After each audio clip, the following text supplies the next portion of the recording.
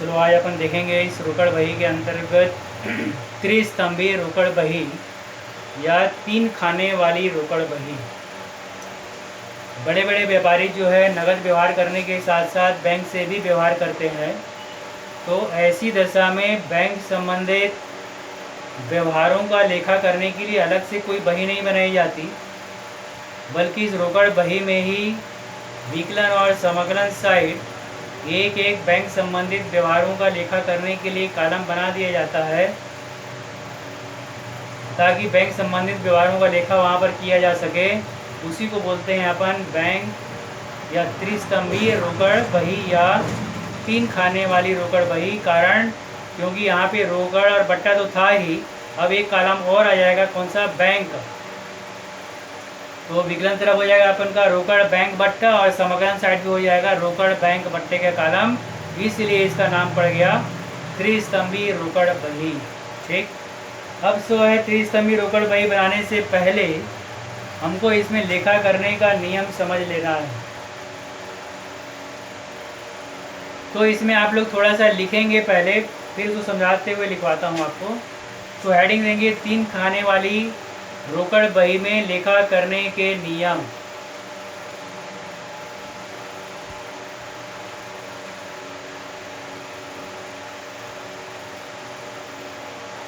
तीन खाने वाली रोकड़ बही में लेखा करने के नियम लिखेंगे। इसमें पहला नंबर हेडिंग देंगे रोकड़ चेक आदि प्राप्त होने पर। रोकड़ चेक आदि प्राप्त होने पर पहला नंबर, व्यापार प्रारंभ करने हेतु जब नगद राशि लाई जाए। व्यापार प्रारंभ करने हेतु जब नगद राशि लाई जाए तो रोकड़ बही के डेबिट पक्ष में रोकड़ खाने में लिखेंगे। जो अभी हम लोग कर रहे थे वही काम करना है। दूसरा, किसी ग्राहक से या नगद विक्रय से, किसी ग्राहक से या नगद विक्रय से जब राशि नगद प्राप्त हो, जब राशि नगद प्राप्त हो तो इसे रोकड़ बही के डेबिट पक्ष में रोकड़ खाने में लिखेंगे, जो अभी तक लिखे अपन।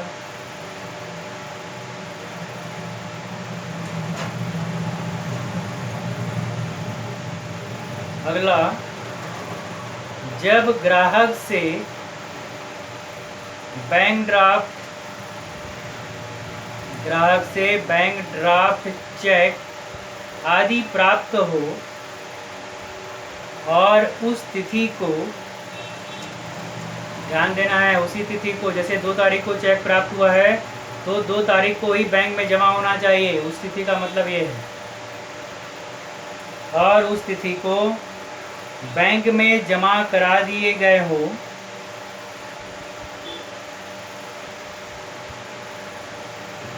तो रोकड़ बही के डेबिट पक्ष में बैंक खाने में लिखेंगे। यहाँ आपको ध्यान देना है। बाकी ग्राहक से नगद मिलेगा तो रोकड़ कॉलम, माल बेचेंगे तो रोकड़ कॉलम कर चुके हैं। लेकिन अगर मान लो क्वेश्चन में बोलता है कि 2 तारीख को राम से चेक मिला और उसी दिन बैंक में जमा करा दिया, ऐसा, तो टू राम लिखकर राशि कहाँ चला जाएगा? बैंक कॉलम में। और केवल बोलता है कि राम से चेक मिला, बैंक नहीं भेजा है, तब ऐसी दशा में रोकड़ कॉलम में ही लिखेंगे। ये चीज़ को आपको यहाँ पर ध्यान में देना है। ठीक है, आगे लिखो। जब ग्राहक से बैंक ड्राफ्ट चेक आदि प्राप्त हो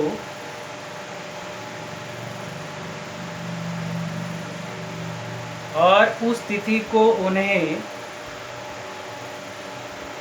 बैंक में नहीं भेजा जाता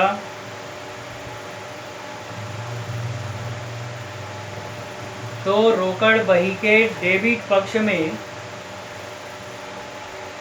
रोकड़ खाने में लिखेंगे।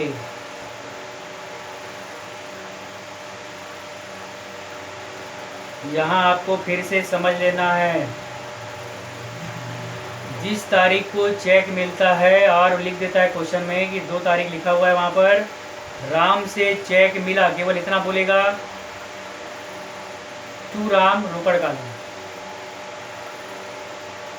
लेकिन अगर बोलता है 2 तारीख को ही राम से चेक मिला, उसे बैंक भेजा, यानी बैंक भेजा यानी बैंक में जमा करा दिया, तो टू राम और राशि कहाँ चला जाएगा? बैंक कालम। इस बात को अपने दिमाग में हमेशा रखना है कि बैंक में जमा करेगा उसी दिन, तभी बैंक कालम में राशि लिखेंगे, अन्यथा रोकड़ कालम में ही राशि को लिखी जाएगी।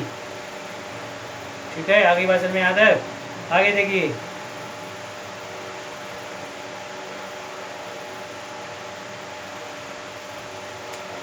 जब बैंक से ब्याज मिला हो, जब बैंक से ब्याज मिला हो या ग्राहक से प्राप्त होने वाला ब्याज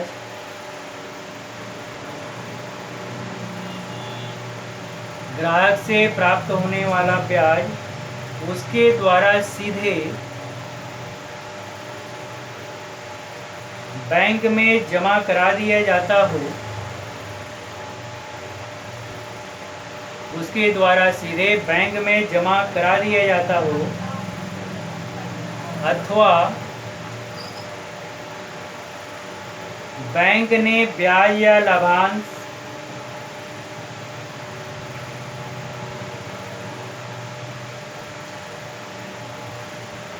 वसूल करके खाते में जमा करने की सूचना दे दी हो,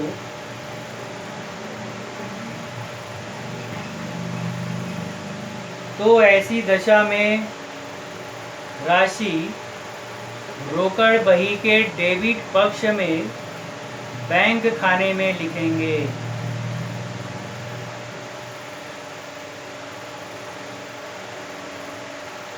तो लिखने का नियम में तो बाकी नियम रोकड़ बही, साधारण रोकड़ बही, द्विस्तंभी रोकड़ बही का वही नियम है। त्रिस्तंभी के लिए आपको 2 चीज़ ध्यान रखना है कि अगर केवल चेक मिलता है और बैंक में नहीं भेजा गया है, केवल चेक मिला बोलता है, तो रोकड़ कालम है, विकलन पक्ष के रोकड़ कालम में लिखना है। चेक मिला, बैंक में जमा कर दिया बोलता है उसी दिन, तो राम से मिला है तो टू राम लिखकर राशि बैंक कालम में चला जाएगा। ये 2 चीज़ याद रखना है।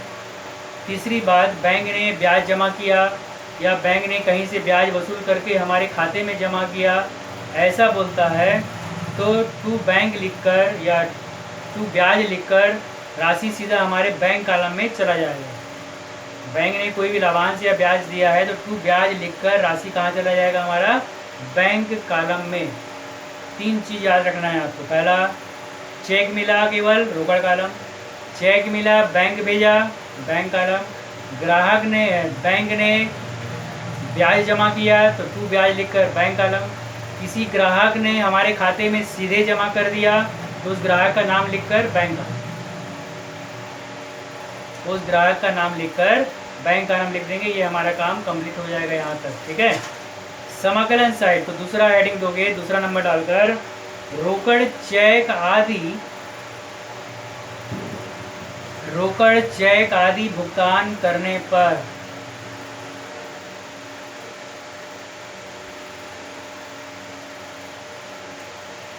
पहला नंबर, जब क्रय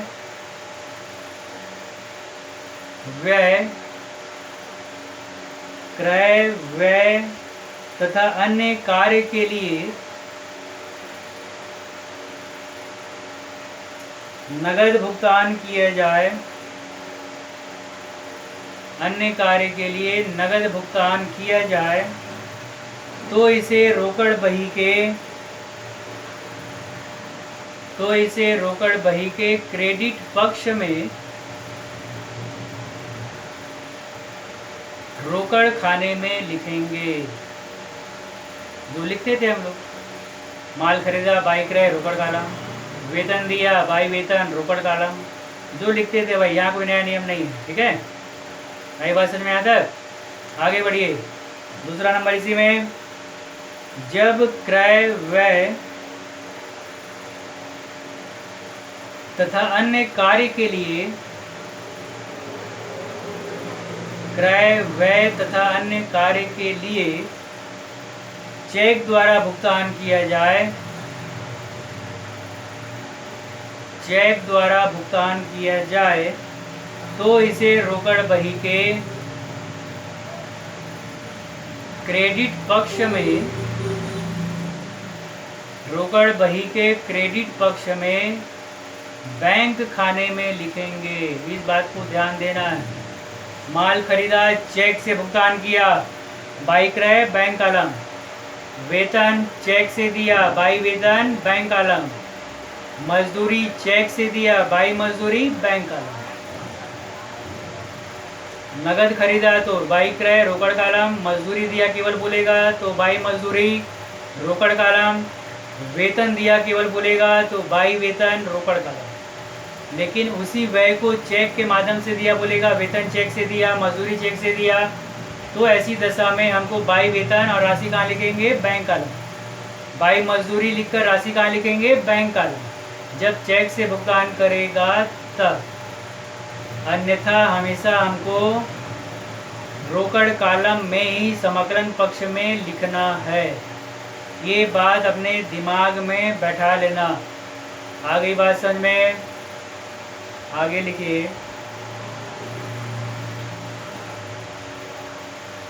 किसी व्यक्ति से प्राप्त चेक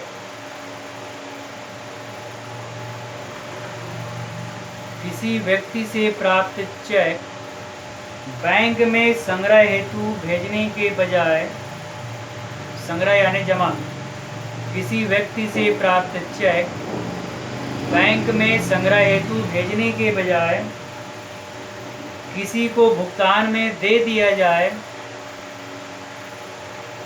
तो रोकड़ बही के क्रेडिट पक्ष में रोकड़ खाने में लिखेंगे।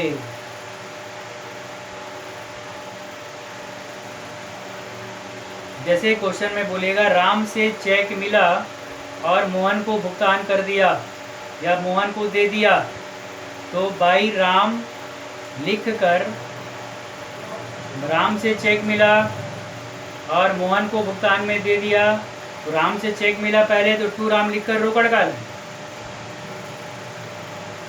विकलन पक्ष में, और मोहन को भुगतान कर दिया तो बाई मोहन लिखकर फिर उसको लिखेंगे अपन रोकड़ कॉलम में।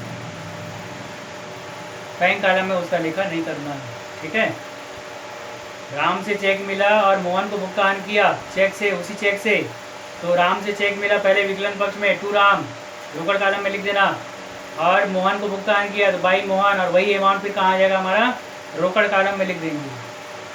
तो यहाँ भी कुछ बातों को ध्यान में रखना है। ये नियम जो बताया हूँ उसको बिल्कुल ध्यान में रखोगे।